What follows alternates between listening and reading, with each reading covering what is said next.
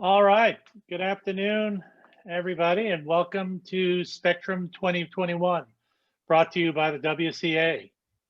Before we get started, I'd like to thank all of our sponsors for their generous support of the WCA and our many initiatives. To learn more about the WCA or for more information on becoming a sponsor, please visit us at www.wca.org.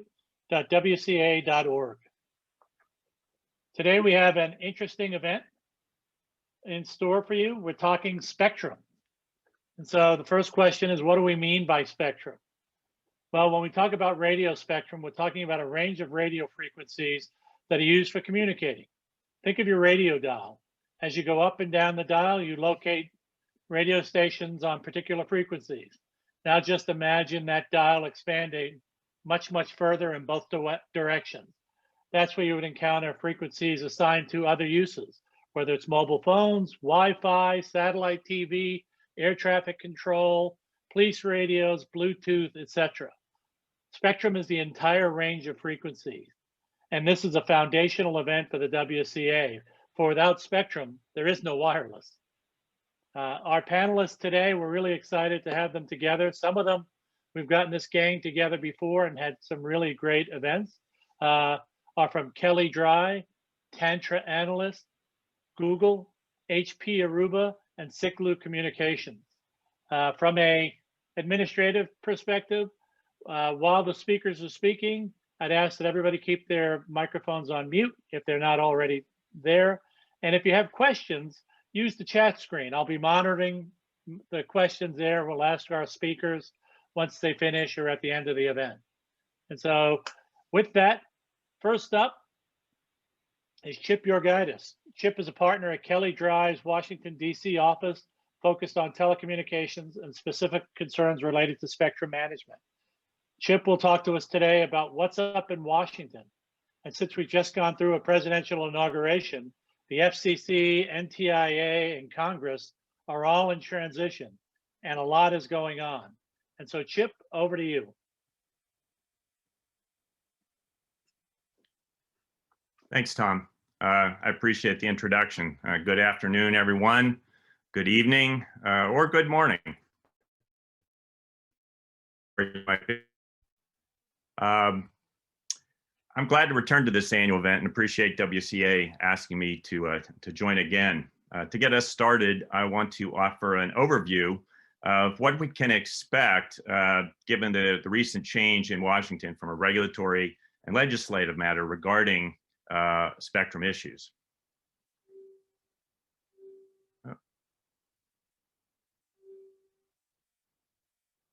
Having trouble moving forward here. There we go. So I don't have any mystical foresight into exactly what's to come this year, let alone over the next 4 years. But I will spend some time reviewing the recent changes at the FCC and some changes to come. What's teed up there as we begin the next 4 years. Then we'll spend some time reviewing the rebalancing of Congress, changes we can expect in the federal executive agencies, including, but not limited to, NTIA, and close with a word about the White House.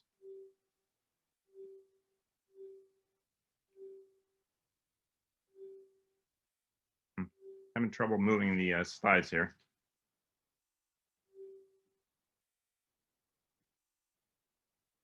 Okay. You know, as an aside, it's worth reflecting on how much has happened in the last 4 years. In 2016 into January 2017, the big spectrum items were happening up above 24 gigahertz, granted at 3.5 gigahertz. There had been an order adopting rules for the Citizens Broadband radio service. But when Ajit Pai took over as chair of the FCC immediately following the inauguration, one of the first things he did later that year was to essentially relaunch that proceeding and to look at some of the key issues that led up to the auction that just occurred this past year in the 3.5 gigahertz band. In addition, the mid-band spectrum inquiry looking at spectrum between 3 and 24 gigahertz, did not even begin until the third quarter of 2017. And already we've seen an auction this year breaking previous records in the 3.7 gigahertz band. We've seen 1,200 megahertz of unlicensed spectrum made available in the 6 gigahertz band. But there's still plenty of work to be done. The most immediate impact from the Biden administration to take on that work is at the top. So former Chairman Pai left the commission the day before the inauguration, and then the day after, Jessica Rosenworcel, a two-term Democratic commissioner, was appointed the acting chair. Now, she has been a big fan of unlicensed spectrum, as well as making more spectrum available for licensed next generation and 5G uses as well. And in fact, that's really been a bipartisan issue, and I think to a large extent we'll continue to see that move in that direction, although there have been some exceptions on certain spectrum matters. For now, we have a 2-2 split until a fifth commissioner is nominated by President Biden and confirmed. And that may take a matter of months because the Senate certainly has its hands full right now. We don't have the nomination, but even if we were to have that, there are plenty of cabinet positions that need to be confirmed. There's, if you haven't heard, there's an impeachment trial coming up at the Senate. And in addition, there's plenty of coronavirus-related matters at hand that the Biden administration would like to see pushed through Congress, including additional relief. So what does it mean that it's a 2-2 split? Really what that means is that on matters of controversy, it may be difficult for the commission to move forward until the Democrats have their third seat on the commission. But again, spectrum matters, by and large, while they've had controversial aspects to them, is generally a bipartisan issue. So some of the things that, and we'll talk about these, some of the things that are inherited by the Rosenworcel Commission, likely will continue to move forward, and certainly they'll continue to be addressed by the bureaus and the Office of Engineering and Technology.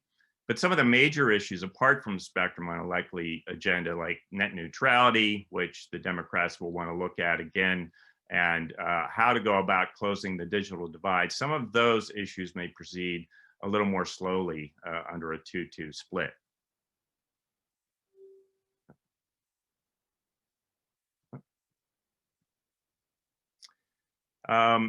So let's take a look at some of the things that are inherited by this commission.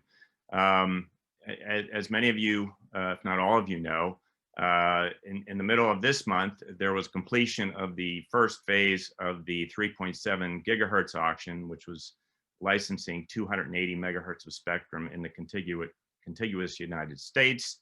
The competitive bidding raised $80.9 billion, which is about 80% more than the previous high for any other auction, the AWS-3 auction, which ended almost 6 years ago to the day, raised $45 billion. Now that was for 1/4 the amount of spectrum, but nonetheless, this is a significant success. Now, the transition of the existing fixed satellite services is ongoing. This was all part of the framework that the commission adopted in March of last year. At the end of December, the 5 incumbent space station operators issued their first quarterly reports regarding the transition, and they indicated that things are on track, although there were some coronavirus supply chain and other delays that have been encountered, but overall an optimistic picture that by December of this year, the first phase of the transition will end, which would make available 120 megahertz of spectrum in the top 46 markets that were auctioned, the partial economic areas, or PEAs. But there are some compatibility issues that still remain that this commission is likely to tackle this year. And two of those, the two principal ones, are contained in petitions for reconsideration before the commission of the 2020 order adopting the 3.7 gigahertz band regulatory framework. And that is the potential for interference into radar altimeters, which operate at 4,200 to 4,400 from the flexible use licensees. That was filed by 11 aviation and aerospace organizations. And then below the 3.7 gigahertz band is the Citizens Broadband Radio Service band, the 3.5 to 3.55 to 3.7 gigahertz, and Charter Communications, supported by other cable companies and NCTA, are concerned about interference into the CBRS band from flexible use licensees. Now, both of these petitions have been recently bolstered in the latter part of last year by the completion of technical studies, which they point to as showing the potential for interference. And so it'll be interesting to see how the FCC deals with that, particularly given that the auction has already occurred. Although there's an interesting case in France where post-auction in the same frequency range, the regulator there did impose, in large part based upon the study done regarding radar altimeters here in the United States, did impose some mitigation requirements on the new licensees for the 5G service to protect radar altimeters. And there are a couple of other petitions for reconsideration regarding the transition and reimbursement that will be looked at. Moving on to another proceeding that certainly will be active this year is the 3450 to 3550 megahertz proceeding. This there was an order in September which sort of set the stage for this, but a further notice issued at the same time is looking at the questions of service rules and licensing. This band, the 3450 to 3550 megahertz, is currently a primary federal band, and it's used principally by DoD for radar systems. And I won't steal any of Andy's thunder because he's going to talk about this in more detail. But pursuant to some hard work between the White House, DoD, NTIA, and the FCC last year, building on some earlier analysis done by NTIA, they set the stage and made a commitment to make 100 megahertz of spectrum available on a shared basis. And the goal is to have an auction in that spectrum by the end of 2021, although there are still issues about exactly how that spectrum will be managed. Will it be through exclusive licensing like we have in the 3.7 gigahertz band, or will it be more of a CBRS type sharing scheme that we have at 3.55 to 3.7? And there will be some future consideration of other parts of the lower 3 gigahertz band this year too, but the focus will really be on 3450 to 3550 and making that happen. Just have two others here, which I won't really mention. 4.9 gigahertz, among other things, is looking at potential spectrum for UAS. And just 2 weeks ago, in one of the final actions at the FCC under Chairman Pai, a rulemaking was commenced in 12.2 to 12.7 to look at potentially introducing mobile services into what's a satellite and fixed band. There's also unfinished business regarding unlicensed spectrum. Acting Chair Rosenworcel, as I mentioned, is a longtime friend of unlicensed applications. And while there was the completion of the 6 gigahertz report and order last April, there's a further notice that was issued at the same time that is looking to make available very low power 6 gigahertz unlicensed operations throughout the entire 1200 megahertz. And so that's a little bit of a controversy in the sense that the incumbent licensees are concerned about the potential for interference from this. And so that's that's high on the agenda. There was some talk even about that happening in terms of a report and order on that issue under Chairman Pai. So that may be something that this commission takes up in the coming few months. We'll also have a full rollout of CBRS in the 3.5 gigahertz band, in the sense that the licensees that won the auction in the third quarter last year will begin to be able to deploy, and we'll really have a test of this three-tiered dynamic frequency sharing in the 3.5 gigahertz band, which might serve as a model for lower 3 gigahertz, but also the 12 gigahertz band, as I mentioned, and other spectrum bands as well.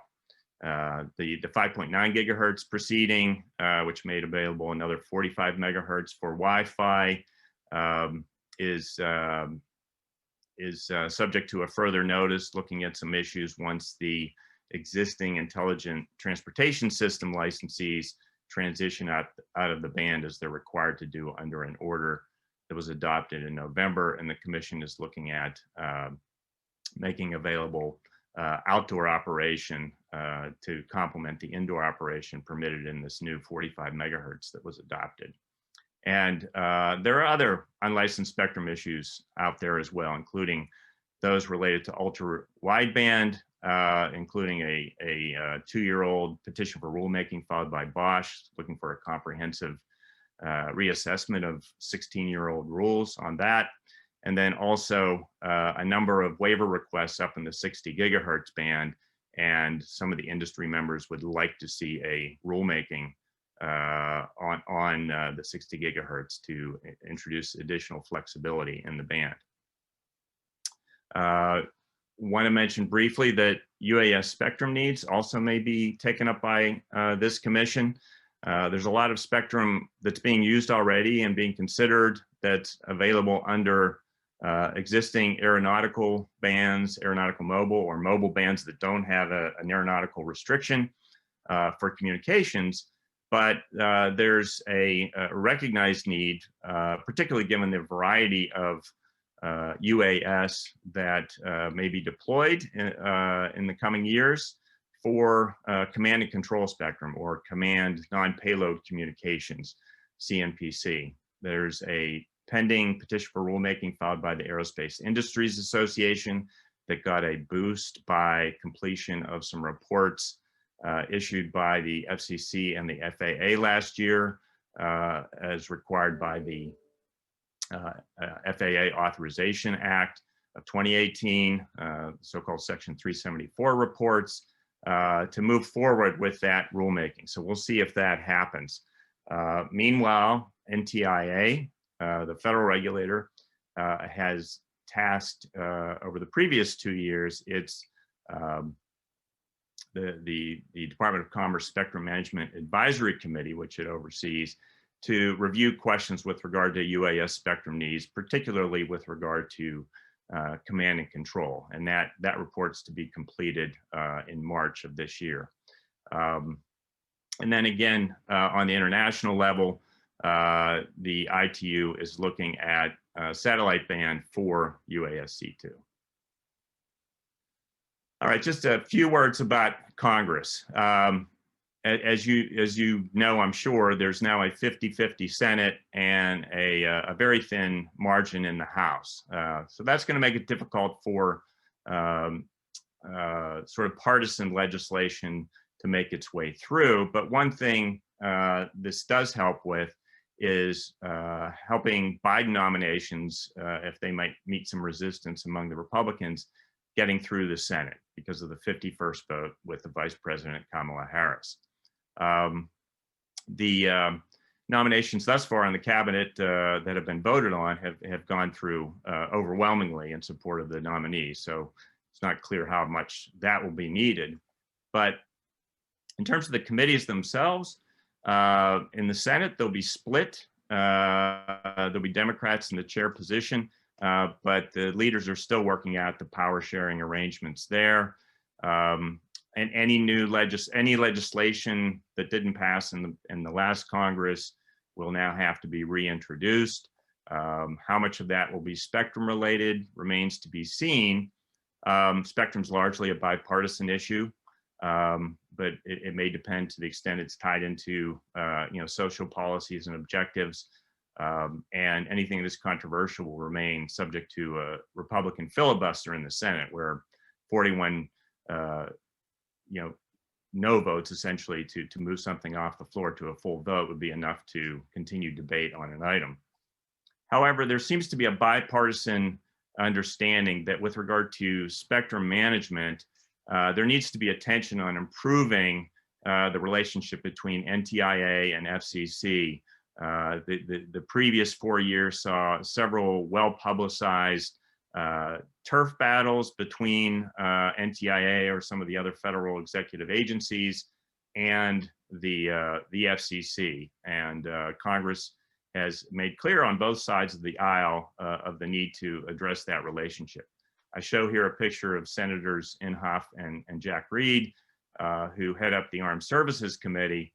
Kind of interesting there because the Armed Services Committee has been fairly proactive in spectrum issues, which historically the House Energy and Commerce Committee and the Senate Commerce Committee have considered their particular turf. So it'll be interesting to see whether other committees continue to push issues, particularly those that are important to federal agencies or other industries such as aviation and transportation. Hey, Chip. Yeah. So, quick question for you, as I know we're running out of time here, but yeah, how do you typically see things changing when there's new administration coming to play? How does the commission change? The makeup will change a little bit, but do you see their focus changing? What's new that will occur as a result of a new administration coming to power? Well, I think issues like net neutrality, internet policy, privacy questions, these types of issues that aren't directly spectrum issues, you definitely have a different view among Democrats and Republicans on those matters. So I think we'll see that play out just as it did in the previous administration and under President Obama as well. But on the spectrum side, as far as the principal tenet of making more spectrum available, principally by repurposing and either sharing or clearing federal spectrum, that I think is generally going to be a constant. I think what may be different this time as we move forward is a lot of the low-hanging fruit in terms of repurposing spectrum has already been plucked, right? And so finding more mid-band spectrum is going to become more and more difficult. For example, in the lower 3 gigahertz band, that 100 megahertz of spectrum between 3450 and 3550, NTIA said, look, this is the best candidate for sharing, and the issues get much more complex as you get below 3450. In part because you got to move the existing uses to other locations, right? So no, absolutely. Well, we could talk for 2 hours on this particular topic because so much is going on. But in the interest of time, I need to move on to the next speaker. So without further ado, let me introduce, and we'll have more questions for you at the end here, Chip. So Thank you. Thank you. Happy to answer those questions.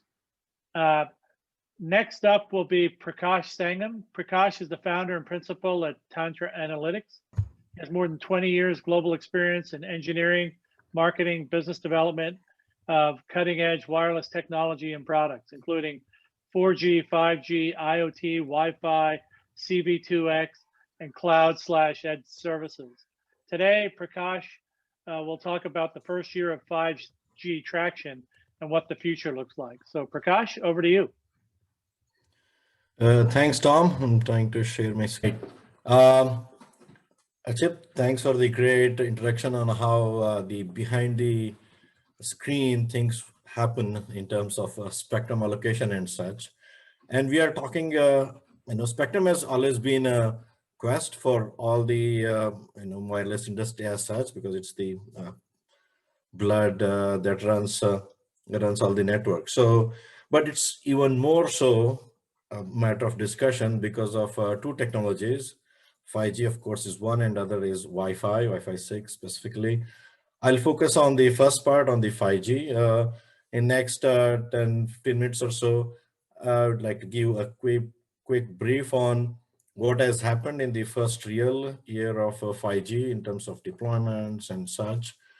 And more importantly, what's happening from now on in the next phases of 5G.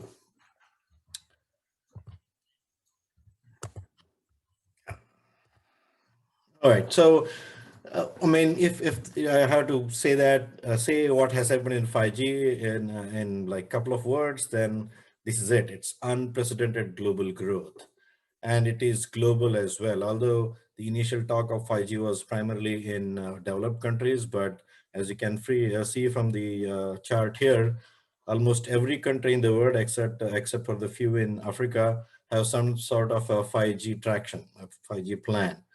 Actually, there are more than 400 operators in 130 countries. And some of them have already launched commercial service with 5G, 122 of them. And some others are in the process of deployment, close to 150 of those. And as you can see from the color coding there.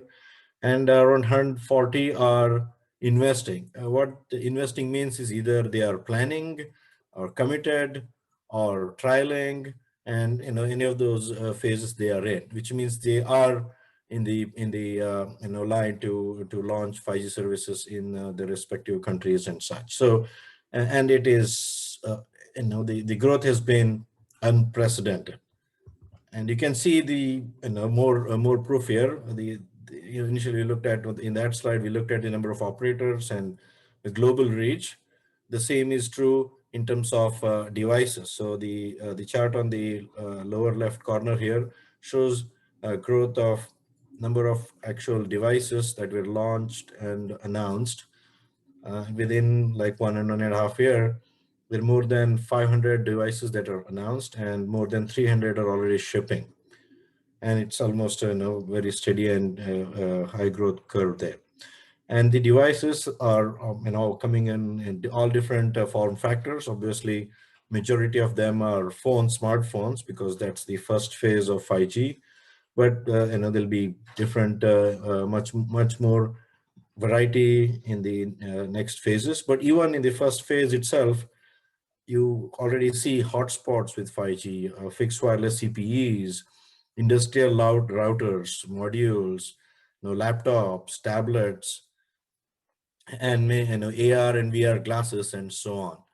And when we look forward, you'll see that variety will even diversify, and obviously the growth of devices will continue with the same pace.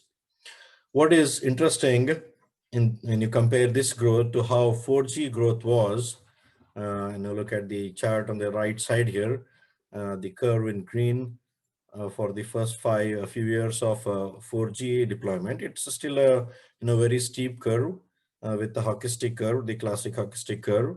But when you compare that to 5G, it's a totally different world. Sometimes twice or three times more faster growth in 5G. So we are on the year 2 here on the graph. We're close to 250 million shipments of devices, the actual subscribers and devices in the market today. This is at the end of 2020. And majority of them, of course, are in China and US, and then EU, which means there is huge growth still to come in other parts of the world, especially when India and large parts of Europe launch 5G. Right now in Europe, it's only some of the Western European countries, and India, it has not yet launched. So majority is from US and China. So the difference between how 4G growth was, which was very impressive, and compared to how 5G is, really eye-opening. And it's for many people, it's really hard to fathom as well.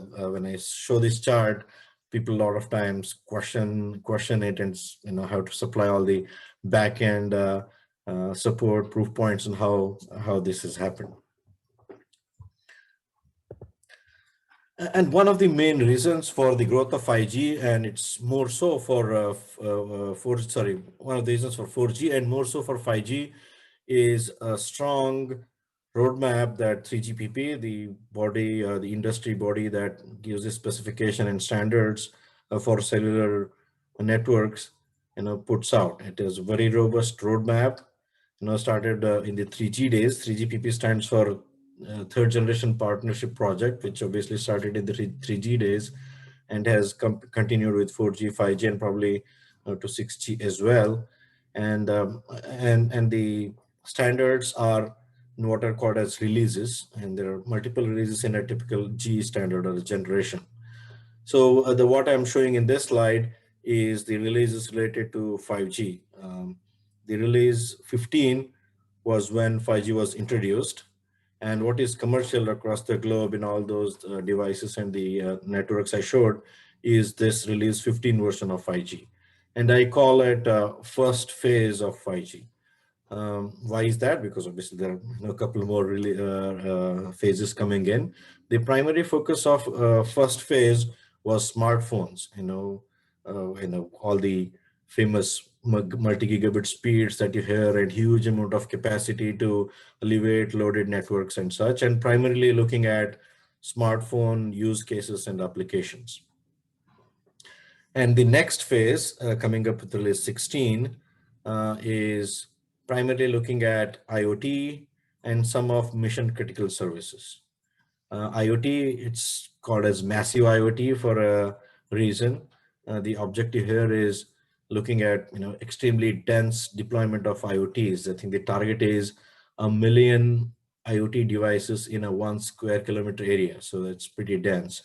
That kind of technologies and features to support that kind of capacity for deployments and such. And there are many other. I'll look at that. We'll look at that in the next few slides. And release 16 was finalized. The standard was finalized mid last year, around June of last year.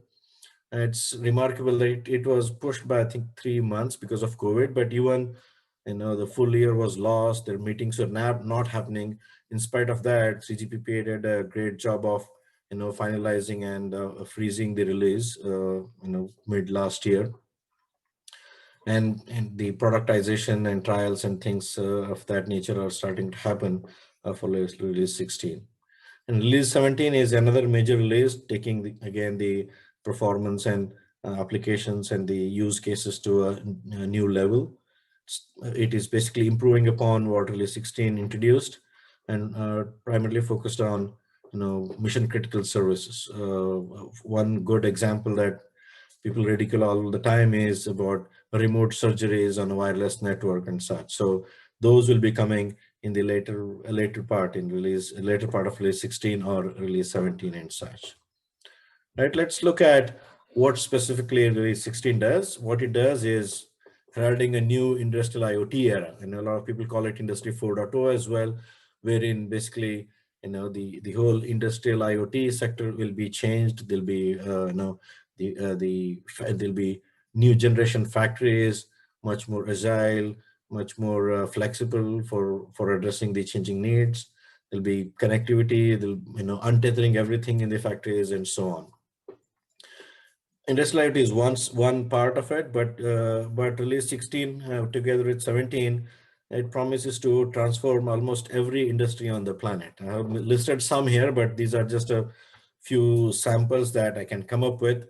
But it would be hard to imagine any industry that will not be touched by 5G sooner or later. And why release 16 is starting to do that? Because of the features that it brings to table. Some of them are mentioned here. The first one is time-sensitive networking. It's basically, it enables wireless, commercial grade or industrial grade Ethernet through wireless. So, I mean, I don't know how many people are aware of it. The Ethernet used in industrial sector is completely different. It's it's extremely reliable. Obviously, it needs 4 or 5 or 6 nines of reliability and such, and it is extremely latency sensitive. which was extremely hard to do on a wireless network. But release 16 has features which makes it possible to have very high reliability wireless network equivalent to an industrial Ethernet. So that will completely untether all the factories that we have seen, that we are seeing today. Accurate positioning. I mean, we already have positioning with GPS and such, but when you think of robots in a factory or self-driving and such, fully self-driving cars and such, that GNSS accuracy may not be sufficient to really be fully reliable. So there are many advanced features that will bring in extremely high accuracy. So the release 16 brings in up to 3 meters of indoor accuracy and up to close to 3 feet of indoor and 30 feet outdoor. When you go to release 17, it will be even, centimeter, could be centimeter level accuracy and such. The third option, URLLC, ultra reliable low latency communication. It's quite a mouthful. I mean, 3GPP is pretty famous for coming up with these, long acronyms and very hard to remember and pronounce, but they do make sense on what they call it. So this is the feature that makes these almost utopian, use cases of remote surgery, everything doing remotely and such, and extremely high reliability and latency. So although it's one specific feature mentioned here, there are tons of different sub-features inside that make this possible. And of course, support for unlicensed and shared spectrum. We talked about some of that in the previous presentation. So with release 15, it was only for license specification. So the 5G was only for licensed spectrum. With release 16, there is support for unlicensed as well as shared spectrum. And cellular V2X, basically, connecting vehicle to vehicle communication based on a cellular link, as well as connecting vehicles to all the infrastructure like the traffic lights, pedestrians, and everything else. So that is also one key part of release 16. Although CV2X was introduced in release 14 for 4G, but it is coming to 5G in release 16. At the same time, I mean, although the focus is on enabling IoT and industrial IoT, and starting the industry 4.0 as it's called, but release 16 also has features that will further enhance mobile broadband, the phase 1 as we have called. The tons of enhancements like MIMO, which improves the speed and capacity and coverage, device power saving. I mean, if you ask anybody who's using a smartphone, their biggest challenge is keeping the battery alive for a day or two if they can. And there are many features that improve the battery life, mobility when you move around, especially when you move between millimeter wave bands and sub-6 millimeter wave band. Millimeter waves have a smaller footprint, so when you move out, you basically have to do handoff to a sub-6, for example. How to do that handoff very reliably without interruption and without even users noticing it. I think that's one of the key things that release 16 does. Spectrum band extensions, we talked about that. Interference mitigation, and how interference basically kills capacity. There are many features that improve interference cancellation and so on, and signaling, which reduces the signaling overhead so that you have efficient radio link and so on. All of these, obviously, as I said, improve the performance of mobile broadband, which is already there. So it will be more higher speeds, more capacity, lower latency, even for the existing services and use cases.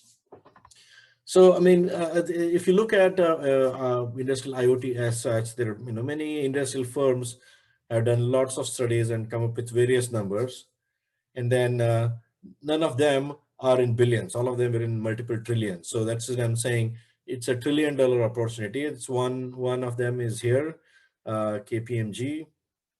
It's looking at the two kinds of use cases. Looking at IoT. One is campus use cases, which is primarily for enterprises, large industrial places. It could be colleges, campuses, and and such, and as well on the right hand side for citywide use cases, smart cities, if you want to call it.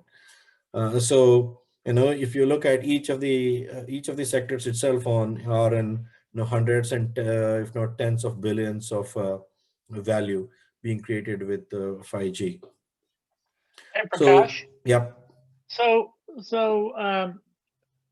when I look at the size of the market you're talking about, is 5G just a faster 4G, or are there new use cases that support the market size you're discussing?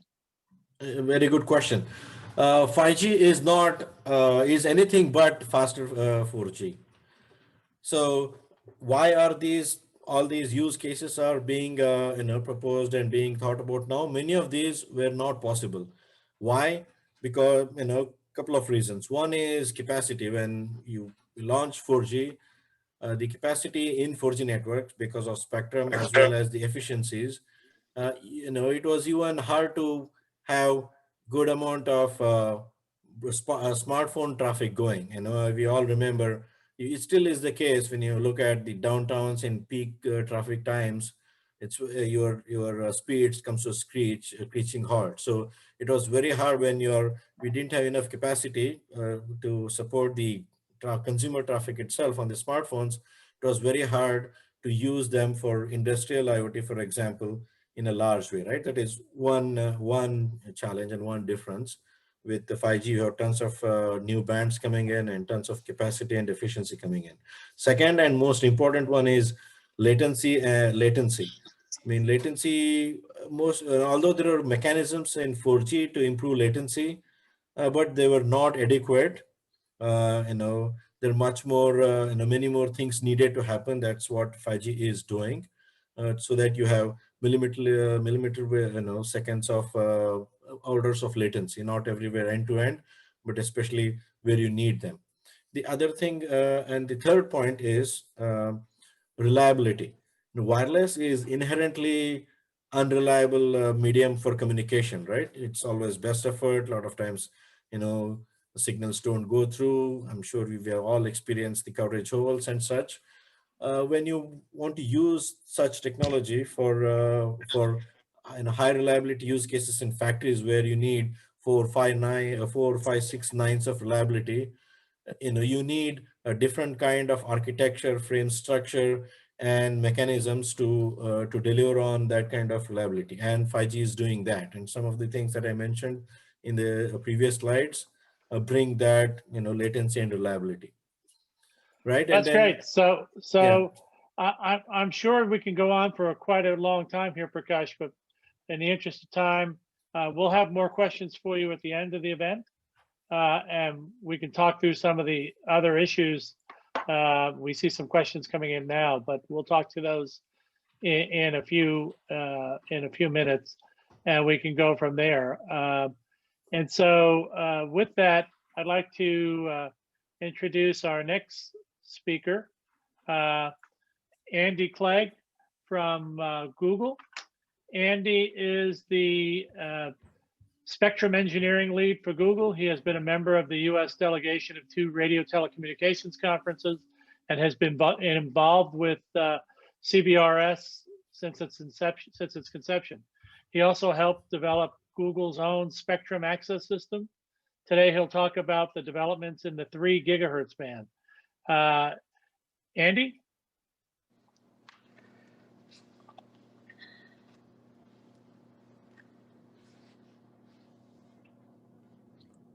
Andy, with me?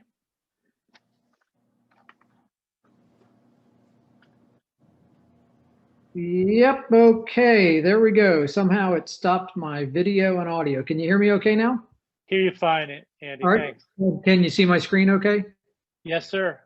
Okay, I'm gonna go through my slides pretty fast because I think we're running a little bit behind here, but I'm open to a lot of questions at the end, and we have a lot of interesting stuff coming after this, so I'm gonna be fairly efficient in this.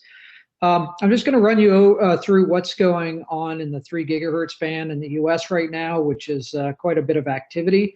And I'll give you a very high level, very fast overview. this is sort of our current use of the 3 gigahertz band. The red is the federal primary users, which is mostly the government radar, pretty heavily used in this band.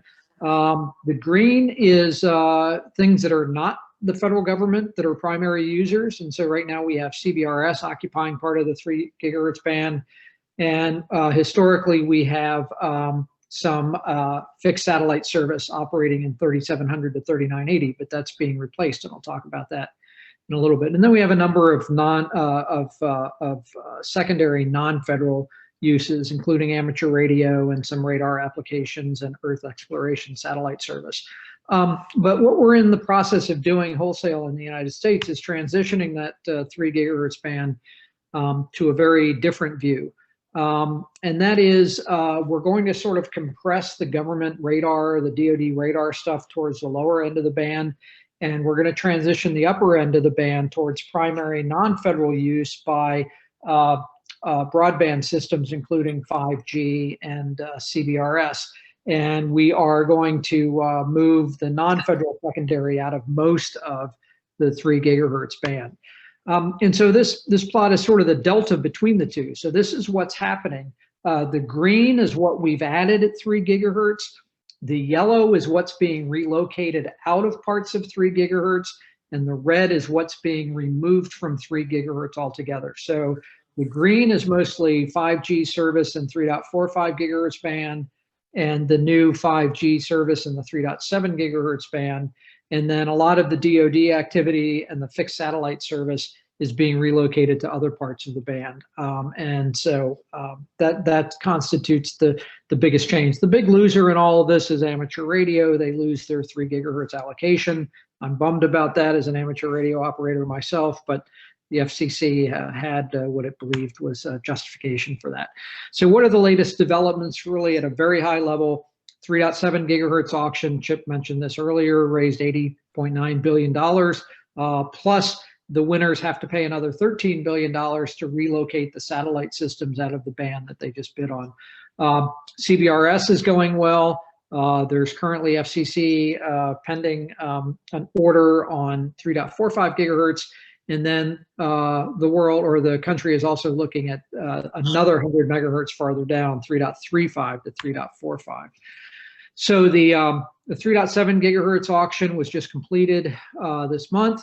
Most valuable auction ever, as pointed out. The reason it went for so much money is that it's a large amount of contiguous spectrum, and it is completely cleared spectrum. Once the satellite services relocate, there's no sharing involved in this band. And also the rules allow for high power operation. If you're running 100 megahertz 5G carrier in the band, you're allowed 328 kilowatts of EIRP. So this is a big power band if you want to run that kind of power. And it's cleared spectrum, so it's very valuable. Note it's a contiguous US only. It's not in Alaska, Hawaii, or possessions, or Puerto Rico, or in the Gulf. Those areas still use satellite services for a lot of important things, and so the FCC declined to adopt 3.7 gigahertz service there. Quick look at the band plan for the whole 3.7 gigahertz band. So everything from 3.7 to 3.98 will now be 3.7 gigahertz service, 5G type of things. There'll be a 20 megahertz guard band from 3.98 to 4, and then the fixed satellite service that previously occupied the entire band will be compressed up into the upper 200 megahertz of the band. And so the C-band timeline, so December 5th of this year, the lower 120 megahertz of the band will be cleared. That's the voluntary accelerated clearing deadline for the fixed satellite service operators. 2 years later, on December 5th, 2023, the upper 180 megahertz, which also includes that 20 megahertz of guard band, will be cleared by the voluntary accelerated clearing deadline, so that the operators get a little extra money to clear faster than they would have otherwise. And so we sort of see, our expectation is that we'll see 5G services starting in 3.7 gigahertz late this year, and then more intensive use by the 2023 deadline. So CBRS status, this is what I've worked on quite a bit for the last few years. Pretty exciting to see it come to fruition. We've had almost exactly 1 year of full commercial service. We've had, despite the pandemic, over 100,000 base station deployments in that year. There are currently roughly 100 models of base stations certified by the FCC for use in the band. There was a priority access license auction for CBRS spectrum that ended on August 25th. That raised about $4.5 billion. Of course, that sounds paltry now compared to the 3.7 gigahertz auction. The PAL licenses, the PALs themselves have not been deployed because the FCC has not actually issued the licenses yet. There's so many of these licenses, and it's a lot of manual processing. So PALs have not been deployed. We're estimating, as a SAS administrator, we're probably looking at early April before PALs come online, assuming the FCC gets busy issuing those licenses very soon. The curious thing is that out of all this and shared spectrum with the DoD, the total interference reports we've had from DoD or other incumbents is exactly 0 for the year. That means to me as an engineer that we're overprotecting the incumbents, but from a regulatory perspective, that's a good thing. 3.45 gigahertz, there's a further notice of proposed rulemaking that was issued a while ago, pending an order from the commission that did not get out before PI took off as chair of the commission. Commissioner Rosenworcel is now the acting chair. What we believe is going to happen is that the DoD will clear as much as possible out of 3.45 to 3.55 gigahertz, but they have said that there are some areas where they need to continue to operate, and also some areas that will see periodic use, so a little bit of dynamic spectrum coordination going on in parts of the band in some areas. There is a congressional requirement to auction some or all of the band by December of this year. So that's the expectation right now. And the rules that they propose for 3.45 to 3.55 are very similar to the 3.7 gigahertz service. Very high power, again, 328 kilowatts for 100 megahertz. So very high power. We don't know if the new FCC leadership will revisit 3.45 gigahertz. Could they possibly make it an extension of CBRS, add another 100 megahertz of CBRS to the bottom? We don't really know, and perhaps they'll wait to find out what they can do at 3.35 and package it all together, 3.35 to 3.55. So look at all 200 megahertz instead of just 100 megahertz at a time. We don't know. These are the areas, you might not be able to see this very well, but there are limited areas around the country where the DoD reserves the right to have to coordinate with new entrants in 3.45 to 3.55. And then finally, 3.35 to 3.45, this is sort of a gleam in the FCC's eyes. It was mentioned in the 3.45 gigahertz proceeding, but no, there's no action currently being taken on it. As you go farther down the band, there's basically more encumbrances, more DoD systems, more radar, more intensive radar use. So as you go farther down, it gets harder and harder to clear. The status of that 100 megahertz is TBD. Below 3.35 gigahertz, no specific plans yet, although some of the secondary users that were cleared out of the top part of 3.5 of the 3 gigahertz band are relocating there. There were some television station radars and some other systems in the 3 gigahertz band that are being relocated farther down the band, but no specific plans yet. So just sort of a view, this is a spectrum analyzer time waterfall plot of the 3 gigahertz band going from 2.7 gigahertz down at the bottom to 3.7 gigahertz up on the top. As you can see, a lot of the band is very busy. The top part shows the CBRS operating there, a lot of 20 megahertz CBRS carriers running. The DoD radar there in the core of the band is very evident, and if you're sharp-eyed, you'll even see the CBRS signals turning off in response to the presence of the military radar, showing you that our ESC system and protection for DoD is working. And then at the lower end of the band, you've got some important stuff, weather radars and airport radars and things operating down there. And also some of those TV weather radars will be located down there. So the band is very busy. It's a lot of moving parts to reallocate it. Chip alluded to one of the issues on the table is this is, let me first tell you what this plot is, and then I think that the issue, it will be self-evident. So this plot shows to scale the allowed power spectral density of the 3.45 gigahertz service there in red. That's the proposed power level for the 3.45 gigahertz service. And on the right, the blue shows the allowed power level, power spectral density level for the 3.7 gigahertz service. And there in the middle, to the same scale, shown in green, which is about 1 pixel high, is the allowed maximum EIRP of the CBRS service. So right now it's looking like CBRS could get sandwiched between two much, much higher power services. And there's some concern about the compatibility of these services with each other, and particularly the compatibility of CBRS with the two adjacent very high power services. So that's it. I'll turn it back to you, Tom, and I'm open to questions later on. Thank you very much. Andy, that was awesome and fast. That was great. Thanks for getting us back on time. Quick question though. Avril asked a really good question here.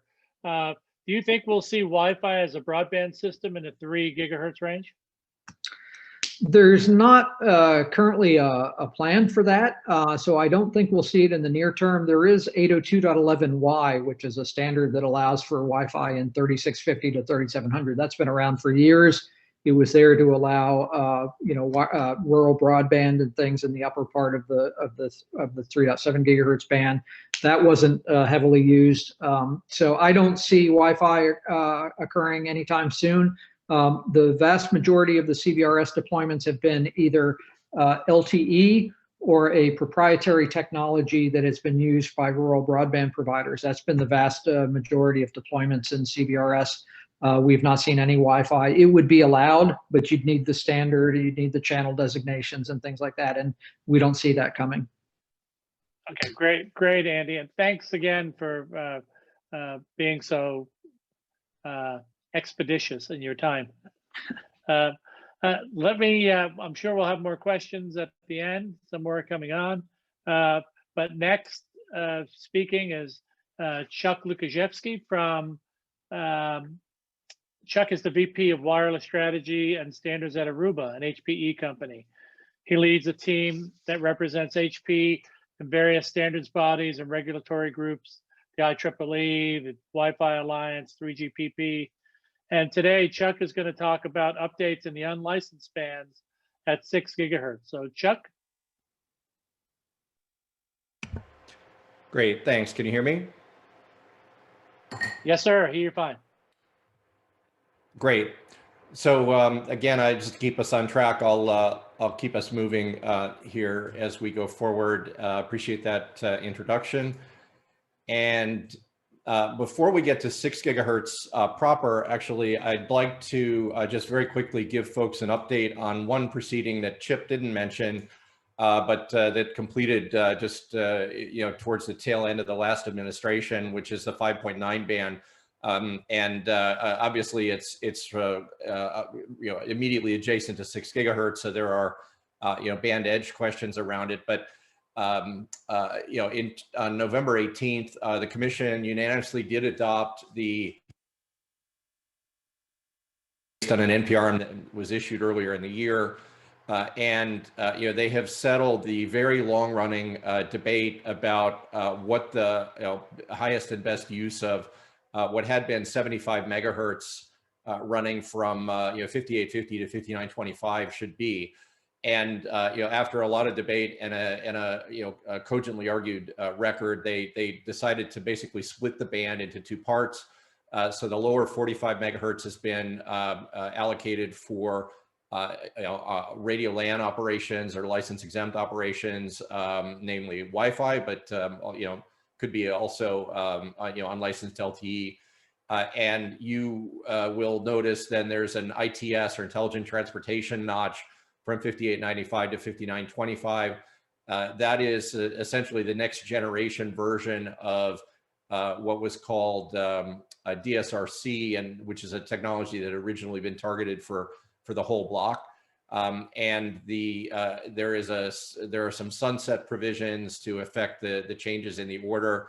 From if you're a Wi-Fi person, the immediate consequence of this is that indoor unlicensed operation is effectively allowed.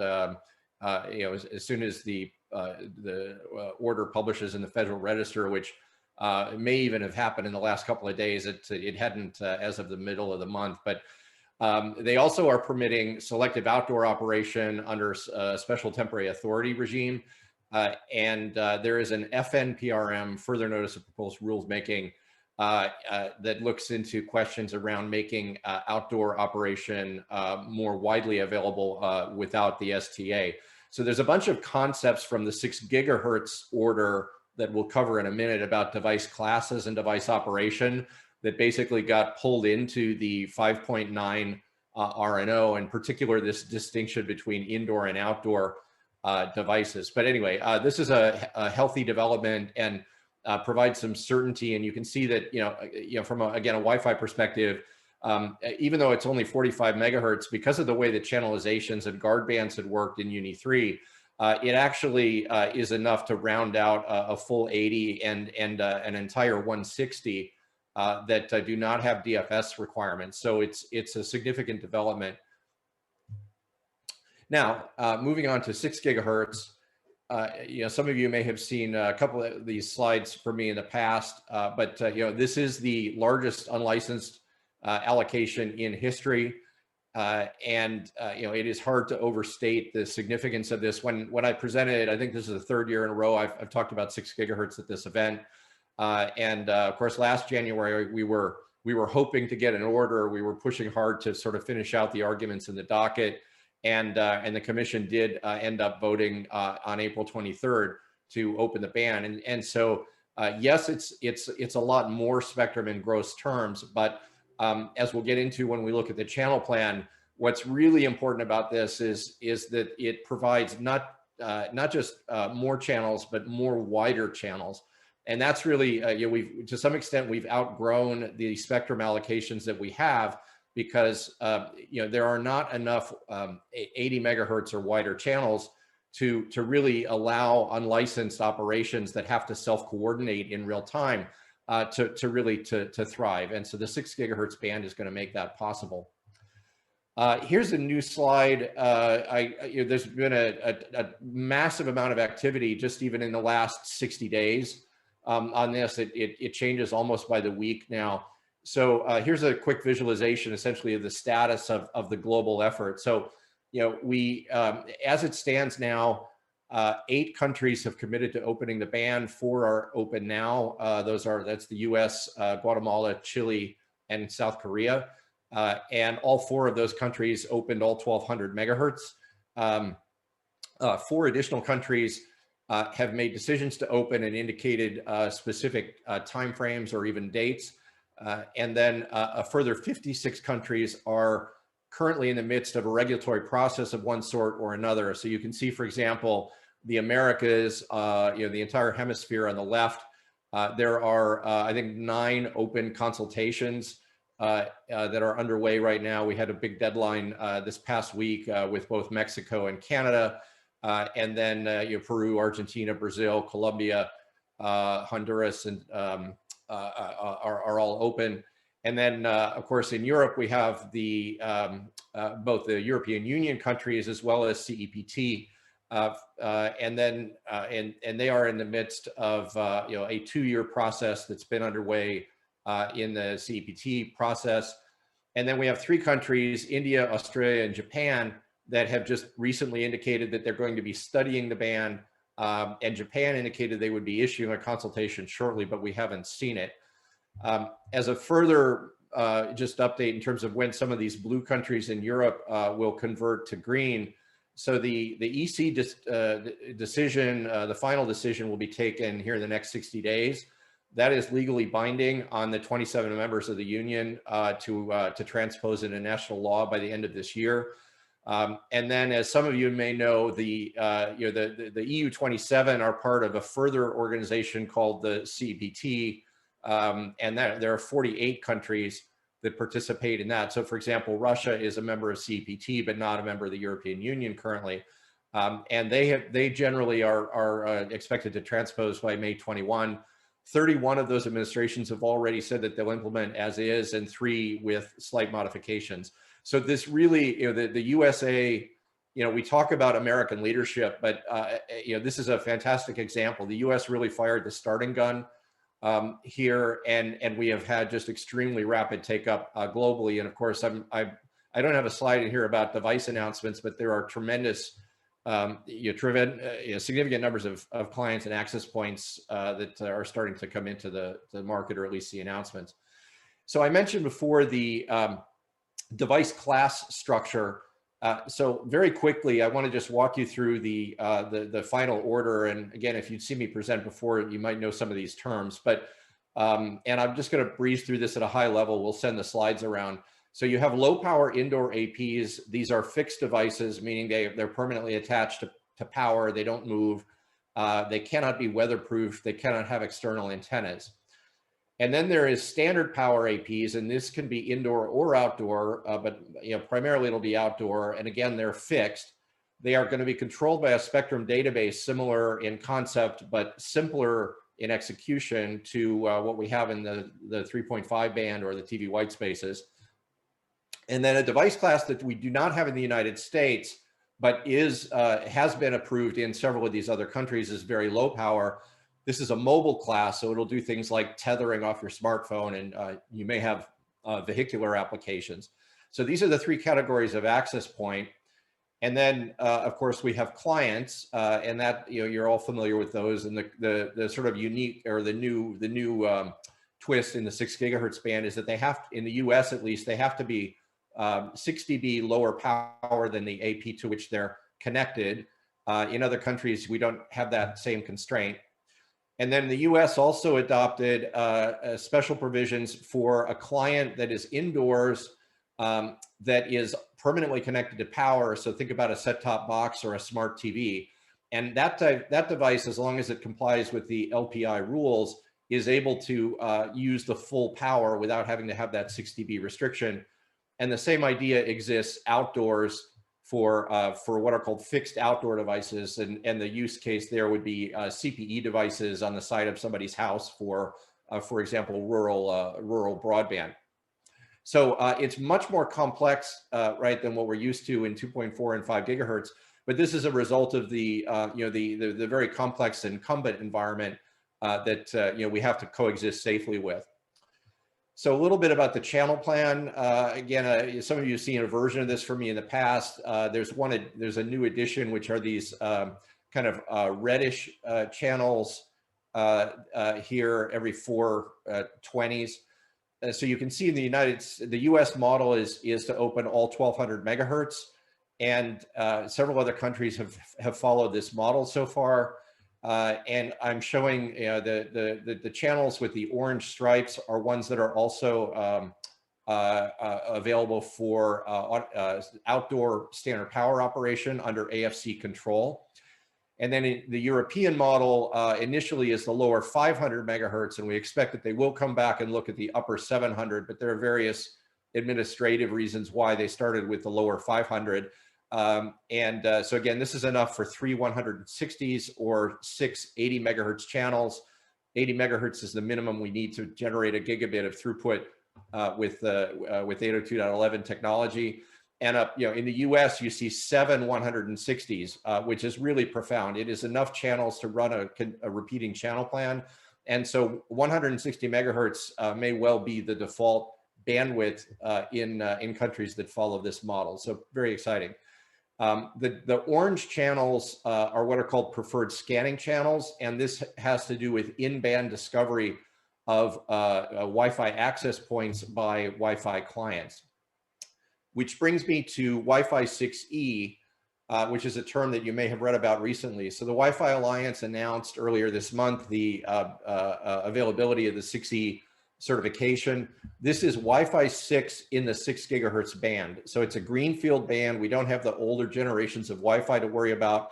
And so we can do some things that are more efficient. So we don't have to have the older Mac-Phis. We can also have encryption across the board. So this slide is just a quick summary of those enhancements. For example, WPA3 Enterprise Enhanced Open are required from a security perspective, and it's the native 6 gigahertz PHY and MAC. Just a little bit about how the band is expected to be deployed. So we are, it will be the case that you're going to see tri-band access points, and that's what's already been announced at CES by several manufacturers, and the same will be true in the enterprise space. And I expect you'll see a dominant bandwidth in 6 gigahertz of either 80 or 160. 5 gigahertz will continue to be 40, and the 2.4 band will continue to be 20. And because based on where we landed with the EIRP values, we don't expect that anyone's going to have to pull new cable. In other words, the EIRPs that are allowable in 6 gigahertz are enough to essentially allow your current AP locations to serve the end users. And I'll just close on this slide. So just a particular aspect of 6E is, so how does a client that's multi-band capable discover a 6 gigahertz access point? And one of the ways that we expect this to work, actually the dominant method, is actually in either the 5 gigahertz or 2.4 gigahertz band.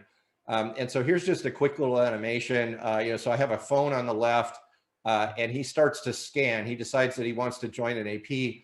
So he picks up beacons on the 2.4 and 5 gigahertz band that include either what's called a reduced neighbor report or a multiple BSSID beacon. And both of these methods, which are part of the 6E certification, basically allow a tri-band AP to advertise a 6 gigahertz radio on the other bands. So it sees the one it wants, and then it roams over and associates to 6 gigahertz. And then let's say I keep walking and it's time for me to roam again. So I'll probe on the other, I'll go to 2.4 and 5 gigahertz. I'll probe there, find the next AP, and then I'll roam to it. And the reason, of course, we do this, it's really twofold. One is that it's, it's less chatty on the 6 gigahertz band, so it's better in terms of incumbent protection. But the second reason is that it's actually faster because we have so many channels on 6 gigahertz and we have to scan at 20 megahertz at a time. It's really not viable to scan quickly in a way that a user won't recognize or notice the gap. So it's faster to scan on 2.4 or 5 gigahertz. So it's sort of a win-win proposition.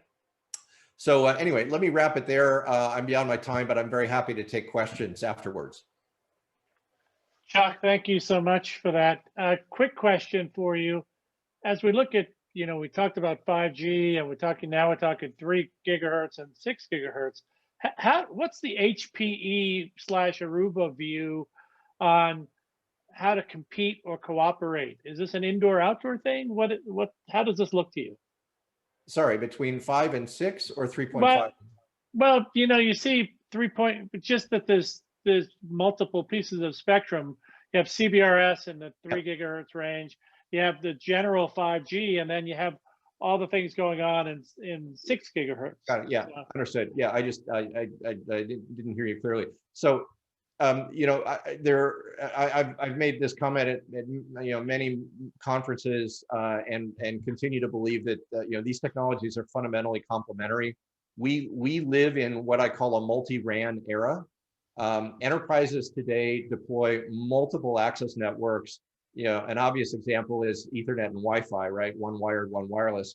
But increasingly, we have multiple radio access networks or RANs, right? And so, for example, we've been shipping, most enterprise vendors have been shipping APs with integrated Bluetooth for a while in our Wi-Fi 5 products, and our Wi-Fi 6 products now include Zigbee, right? So that's 3 RANs in one housing, if you will. And so to add, CBRS, it's really just another RAN from that perspective.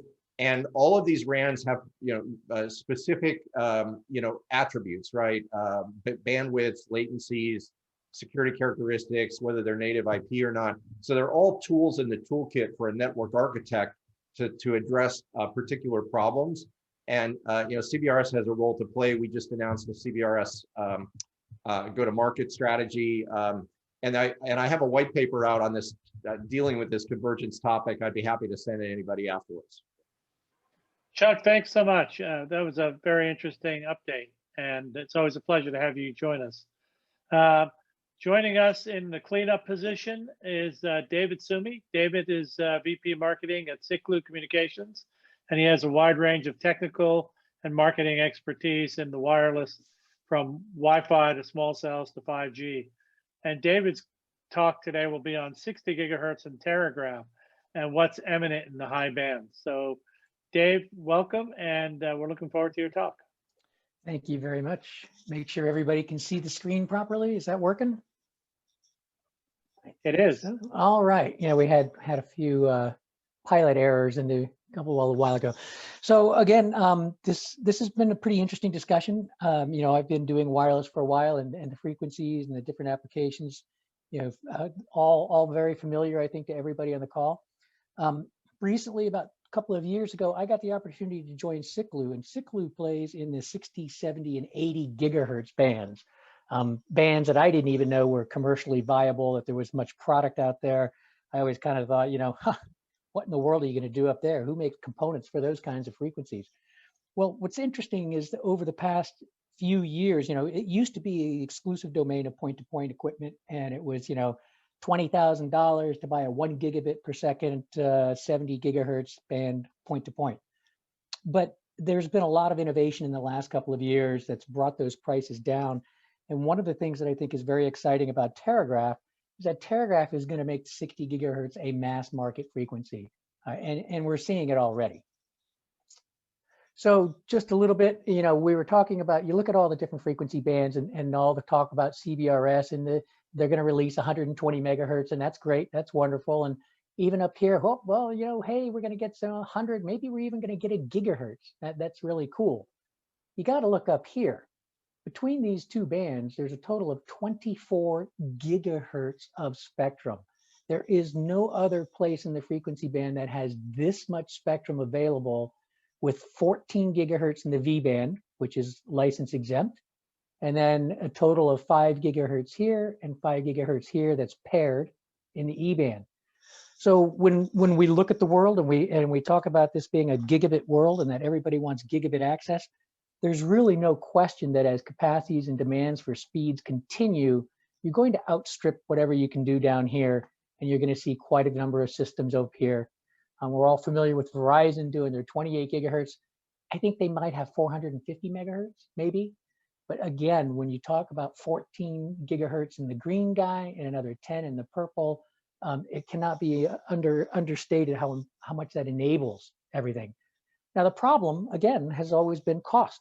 And this is where Terragraph comes in. So Terragraph is based in the 60 gigahertz spectrum.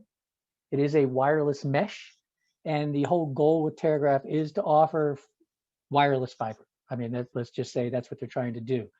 Not replacing fiber, that'd be ridiculous, but extending the service and the attributes such that people who are connected to these systems can't tell the difference between a wire or a wireless connection.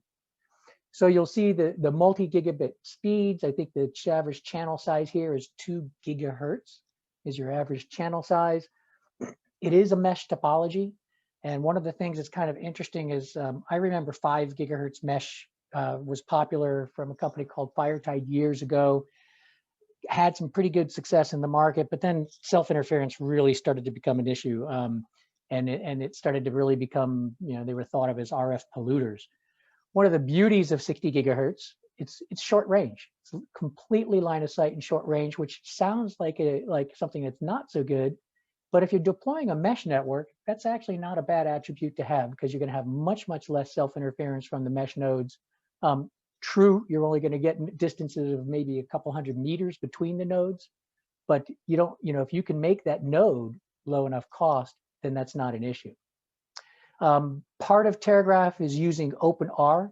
Not every vendor implements that, and I'll talk about Terragraph certified and what that means in just a second. It's a completely different MAC-PHY because it's based on the 802.11ay chip.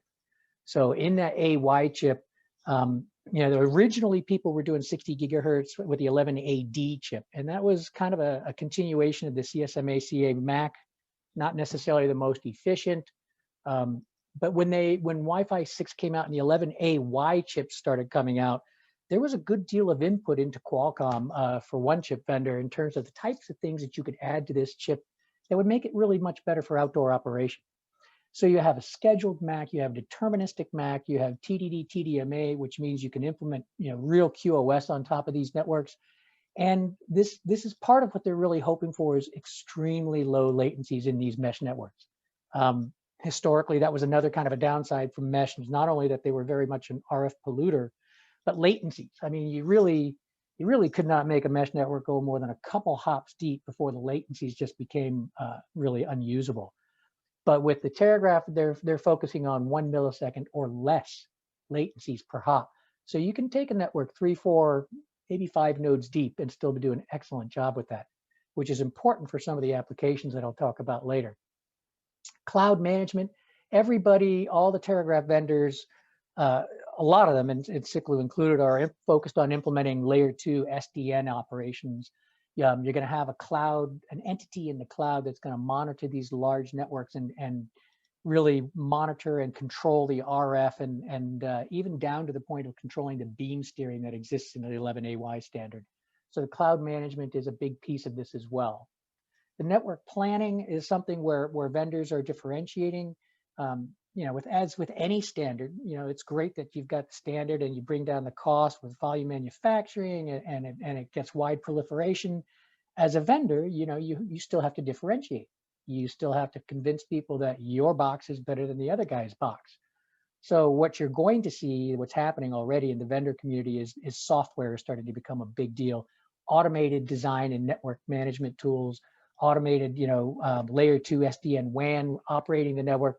So there's going to be a ton of software and those types of tools based on top of the hardware. You won't see most of this for another year. Actually, let me back up 1 second and talk a little bit about timing.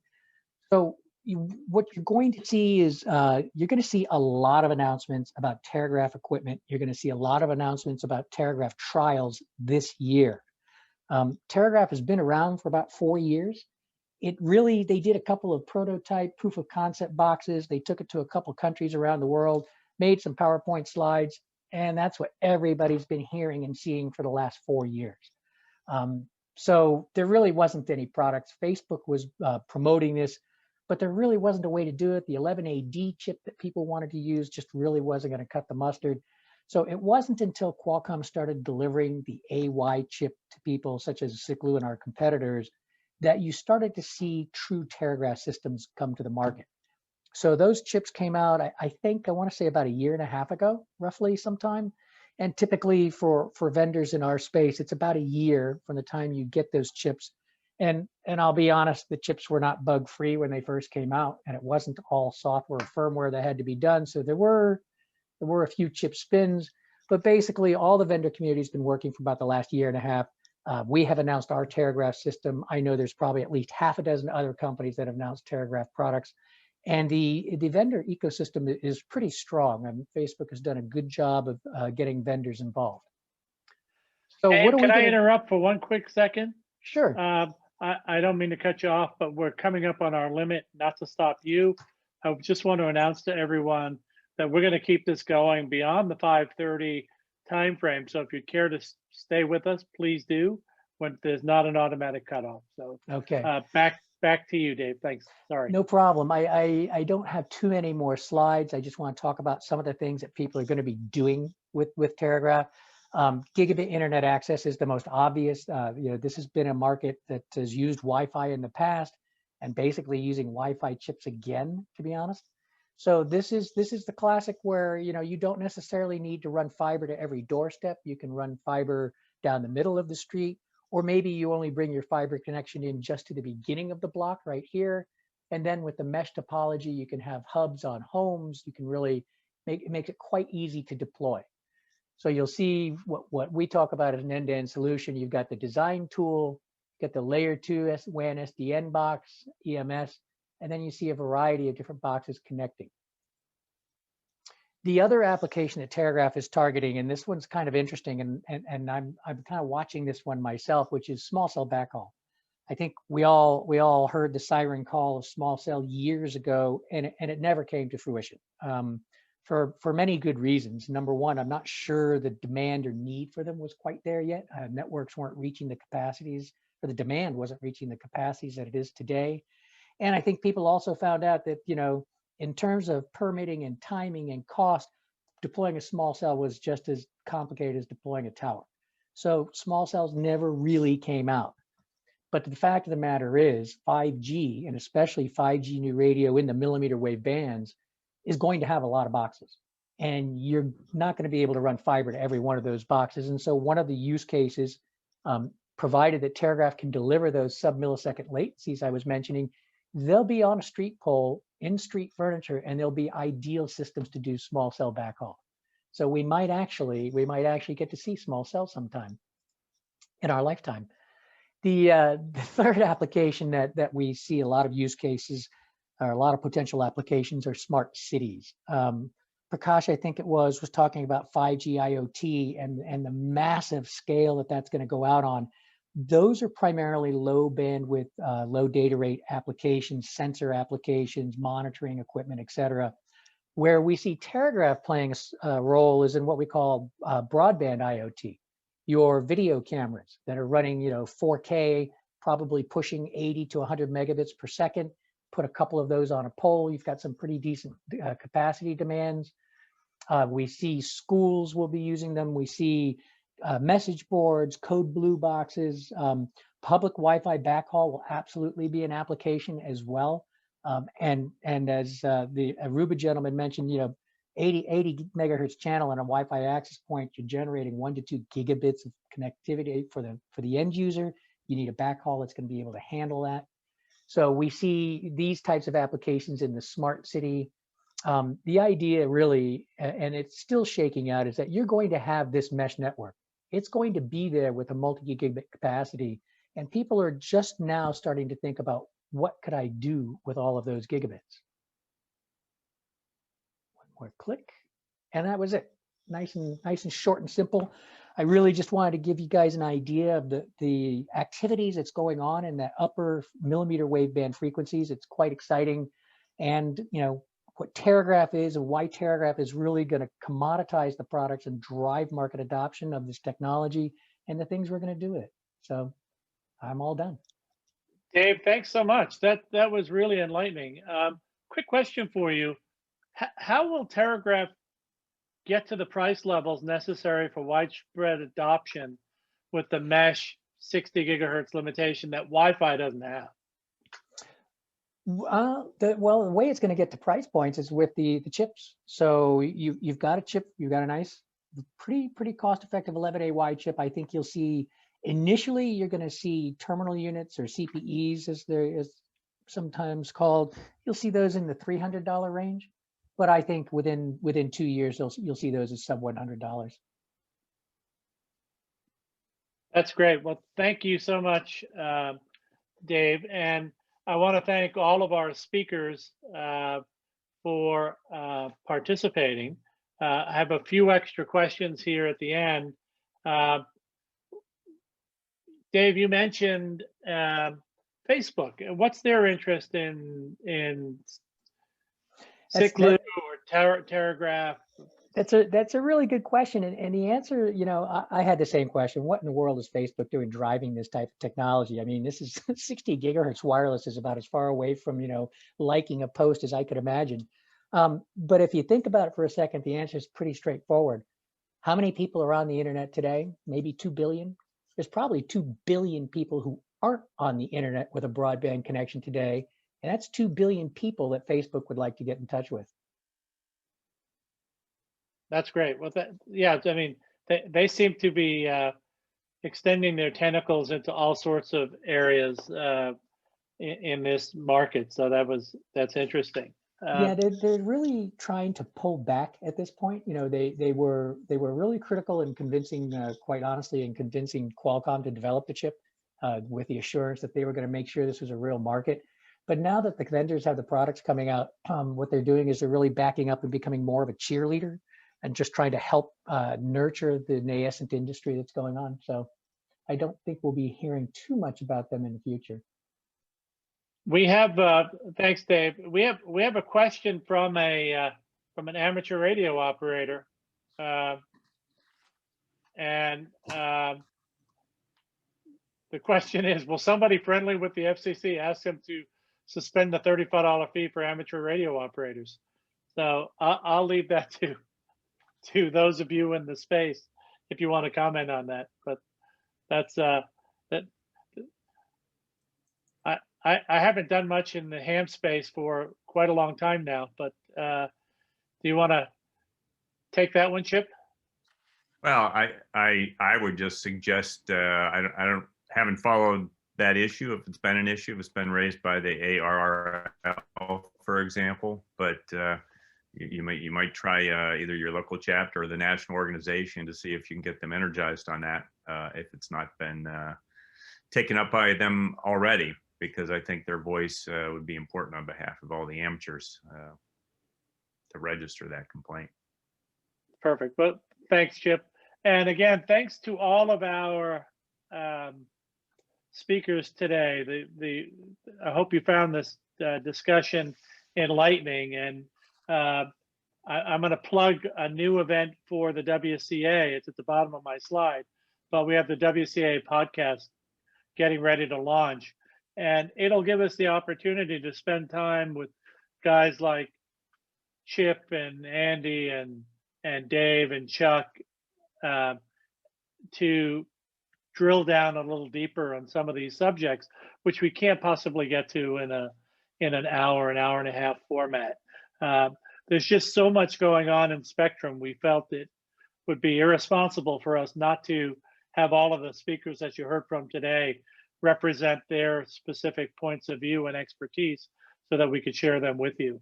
And so again, thank you to our speakers. Upcoming events, February 23rd, 4 o'clock, 6G spectrum for 95 gigahertz and above. It'll be on Zoom again. Please register. You can come to our site. The information will be there in a couple of days. March 23rd, 4 o'clock again. Where's the wireless power transfer industry heading? Lots going on in wireless power. And, you know, where we see this is an area that the WCA is spending more and more time in. And so with that, we do publish all of this information. It should be available in the next day or so through the WCA site and on our YouTube channel. So visit us at www.wca.org. And thank you again for participating. Are we going to continue asking more questions, Tom? I asked if anybody had any questions, and we haven't had any yet. So I'd like to, one of the questions that came in was, what does the new FCC mean for 3G? And I think that was directed at Andy. Andy, can you kind of talk about what, you know, so Jessica's now running the FCC, and she's got a kind of divided commission. What does that mean for 3G? Does it, I mean, for 3 gig, does it mean anything in particular? So we don't know for sure. You know, obviously the default position is the commission just plods forward on the comments and replies that it already got in the 3.45 gigahertz further notice, which to my reading, and Chip can chime in if he doesn't agree, but to my reading, the 3.45 further notice was really sort of geared towards the traditional macro cellular high power use in 3.45 to 3.55. They did ask a few questions about, you know, what's the potential for extending CBRS, but seemed like more of an afterthought in the way I read it. Commissioner Rosenworcel or Chairwoman Rosenworcel has, you know, traditionally been more amenable to unlicensed uses and various sort of non-traditional spectrum uses, not the traditional, you know, macro cellular high power licensed exclusive use type thing. So to the extent that she has control, she's got kind of deadlocked with a 2-2 tie at the commission. To the extent she has some control, maybe we'll see some pivot towards more of a CBRS or use it or share model for 3.45 to 3.55. But that's certainly not a given. So I can't predict, where it will head, but that's certainly a possibility, more of a possibility than it would have been otherwise. And I guess we'll just have to stay tuned. Chip might have more insight, but that's sort of the way I see it right now. I would agree with you, Andy, on that. I think Commissioner Rosenworcel, and therefore the Wireless Bureau under her and the Office of Engineering and Technology, they'll certainly give that a fair hearing, sort of a CBRS type model, particularly to the extent there are advantages having that next to the 3.5 gigahertz band, and particularly with the concerns that you raised. Some of it may pivot on the extent to which the additional work by DoD, NTIA, and the FCC indicates that another 100, 150 megahertz, whatever it might be below that, would be available, and there would be advantages to keep the CBRS type spectrum next to each other. And if there's going to be another sort of high-powered license, to put that even further to the left, if you will, in the lower part of the band. So I think there's more to play out on that. Chuck, what do you think about all that?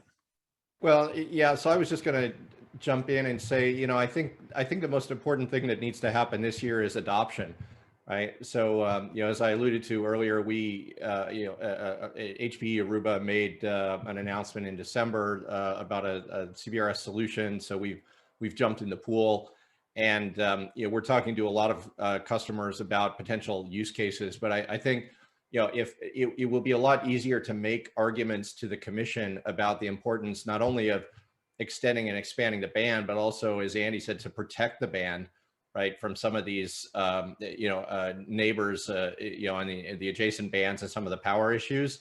If we can point to rapid traction across the U.S. economy. So, I think all the stars, are lined up for that. And now we're really going to find out, the extent to which the vision of particularly privately owned systems is going to be realized. I mean, certainly, with $4.5 billion spent for PALs, you're going to see, network operators, commercial network operators deploying. But I think the real interesting game-changing potential here is in the private sector and how those systems interact with one another.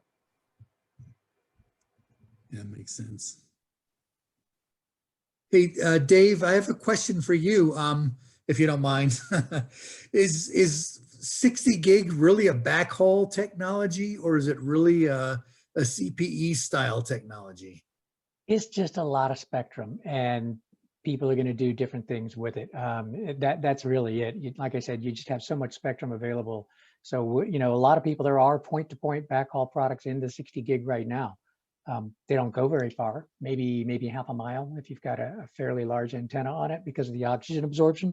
But, it's going to be, the way we see 60 gigahertz is really the RAN, the access, the last mile, the last 100 feet. And we see the 70, 80 gigahertz as the backhaul. Yeah, if I can piggyback on that. So, and just building on, I think, a comment that Dave made earlier. So it is the case that the short optical, the short propagation distances are actually profoundly helpful in doing metro deployments, and much more so than the mid band. We acquired a company about a decade ago that specialized in a multi-radio product. So we had a 4 AP product, or 4 radio product for a while, and so on. And some people in the audience might know that I did a lot of outdoor work at one point. And what we found is, particularly with the Wi-Fi protocol, but just more generally in that band, if you're deploying a network such that you've got repeating, you only have so many channels to work with, right? So at some point you have to reuse a channel. And in a city, particularly with straight streets, that happens pretty quickly. And so what ends up happening is you get this cell down here interfering with this cell over here because you're using highly directional antennas. And so it really limits the ability to do backhaul in the mid band, to say nothing of the gross capacity of a channel. So in millimeter, 60 gigahertz V band, E band, we have the ability to, we don't have that problem, right? So the way to think about it is it's multi-gigabit connectivity at ranges up to, say, 1 kilometer. It depends on the equipment, of course. There's some that go much further than that. But we have a product, for example, that does 2 gigabits full duplex at 1 kilometer. And so there's just a ton of use cases for that. So not just the cellular ones, but think about, a lot of schools have outgrown their buildings. And so you have these huge numbers of temporary classrooms clustered around the old building, and you need to get high-speed broadband to them. Well, this is a perfect application for that. And you don't want to be burning up your 5 gigahertz or 6 gigahertz spectrum, because that's for access layer. Yep. I think what's interesting to me is that there's two other elements that, everybody always in our industry, we always focus on, how many bits can you shove down the pipe. But I, for one, really think the MAC protocol and those 11AY chips is a huge benefit to making this viable. I think that helps quite a bit. I see a lot of use cases in campus kind of deployments, but in smart cities with mesh, do you really see? I mean, anybody looking at it, somebody has to invest tons of money to deploy it, right? In a campus environment makes perfect sense. It could be enterprise, could be schools or whatever, but on a smart city use case, We've installed 60, 70, 80 gigahertz systems in over 150 cities. So there's absolutely a demand there. And what you're going to see, some of the things that are happening that's kind of cool is you're seeing smart poles. I don't know if you guys have heard of that, but smart street furniture, smart light poles. And they're putting everything in. They're putting 5G small cells. They're putting Wi-Fi cameras. Everything you can think of is going into these smart poles. And using a smart pole, using a city's lighting poles as a baseline for siting your mesh, it's ideal. And who's putting those? Who's putting the money for these? Smart poles? Is it cities or some operator? Or who's going to pay to deploy them? Yeah, that's the part that's developing. The cities, it's not in their DNA to really deploy and operate a network, right? They don't know how to do that. Yeah. But what they are finding out is there are operators where they can go to the operator and say, "I'll give you easements. I'll let you use my street lights, and you can put in your network. And I want something from you. Maybe I want, urban digital divide connections. Maybe I want low income connections." So that started shaking out. What we're also seeing, and it's kind of fascinating to watch, some of these street lighting vendors have come to the realization that if they build in this kind of mesh connectivity into the street lights, they have a network. And now they have a wholesale network that they can retail to other people. Will that happen? I don't know. I can tell you there's a lot of discussion and a lot of work going on with those vendors today. Can I play devil's advocate? Sure. Please.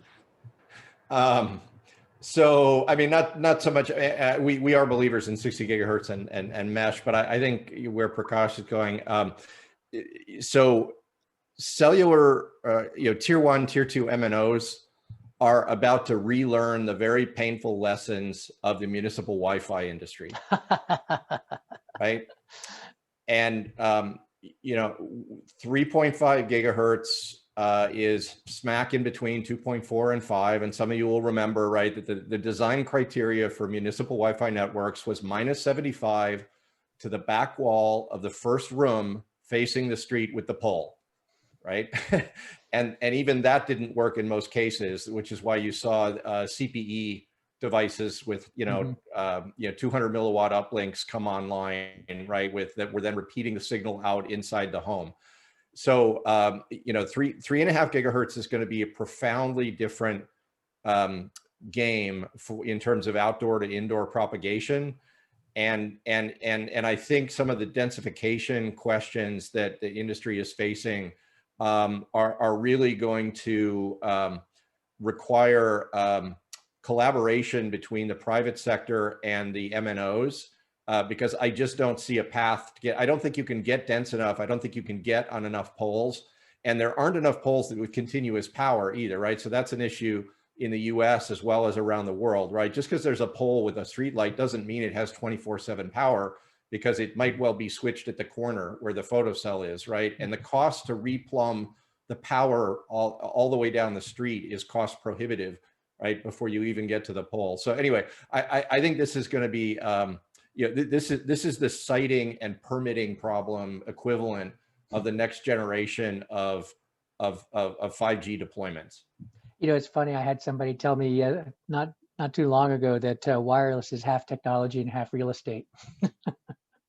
Indeed. Yeah.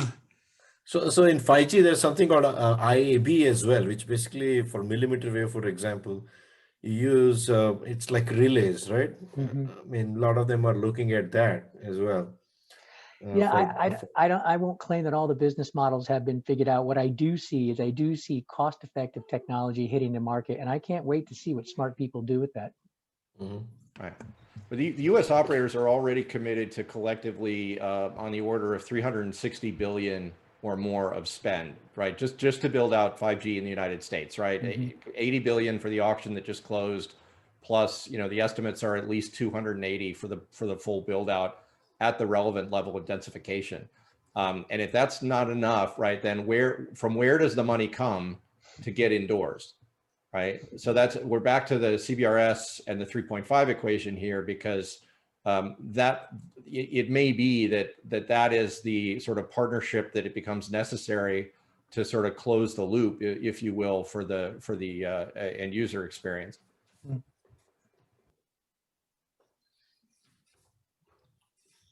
What do you guys think about like an event for beamforming and antenna diversity and kind of like just focusing RF energy? As a topic, Yeah. I think it'd be a great topic. I mean, the beam steering is a big part of the AY solutions, the Terragraph, beam steering as well, and massive. Same with millimeter wave and 5G. Yeah, I think it'd be really interesting. One of the challenges is in all of the spectrum sharing arrangements that we currently have, there's no way to take dynamic beamforming into account in the sharing situation. So a spectrum access system or an AAC or TV white space, whatever, none of those systems have any way of dealing with dynamic beamforming in terms of protecting incumbents. We're in the WinForm, we're working on how to implement a method of dealing with that in CBRS. The thought process is maybe it can be a statistical thing that on average you put a certain amount of power in certain directions, but then the nature of the time frame you use for averaging becomes important to the incumbent depending on their application and things. So it gets kind of messy, kind of fast. But totally agree that dynamic beamforming is the future for improving spectrum efficiency. But how we capture that in a cloud-based spectrum management system is a little bit of a challenge. Well, now you've got job security. Yes, right. Perfect. So it's like dynamic fixed spectrum, in other words. Yeah, something like that. Yeah. Well, it just has another dimension to it, and Right. it has a dimension that's very short time scale, and that's not how cloud-based spectrum management systems currently operate. They operate on 10-minute or 24-hour kind of cycles, not milliseconds. Yeah, milliseconds. Yeah. Yeah, I'm going to push that internally at the WCA and see if we can put something like that together. Do we have any other questions out there? There's still a You few guys people are hanging awesome. on the call with us. Yeah, you guys were fantastic. Thank you so much for taking the time, Yeah. especially for those of you on the eastern side of the country where it's now, 9 o'clock at night. So Yeah, we Chip, I see you're appreciate. sporting a ponytail. I was going to say, we're not that old. It's only 9. Hey, Chip, I see you're sporting a ponytail. What's that? Yeah, well, it's when COVID came along, I didn't get to get my hair cut, and it just kept going from there. I jumped into woodworking, so that's what I've been doing. Yeah, this doesn't take up too much of my mental power. It just happens. I just got my hair, hadn't been cut for a year plus, Chip. I just got it cut Sunday. It was about time to put the ponytail in. I decided I wasn't willing to go quite that far. You're I a don't- great I don't man. have that particular I had to go knowledge. to India to get my hair cut, and not that I had a lot of hair, but yeah, I had to go on a family emergency visit. I said, okay, why not? So, I just asked my daughter and she was very happy to butcher me. All right, Awesome. guys. all right, Thanks, everybody. Thank you Thank very you much. guys so much. have a good night. Appreciate it. Bye. Bye bye. All right, Thank you, good night. everybody. Thanks Good everyone night, for guys. joining. Good night. Thank Absolutely. Take care, Okay, guys. Be safe.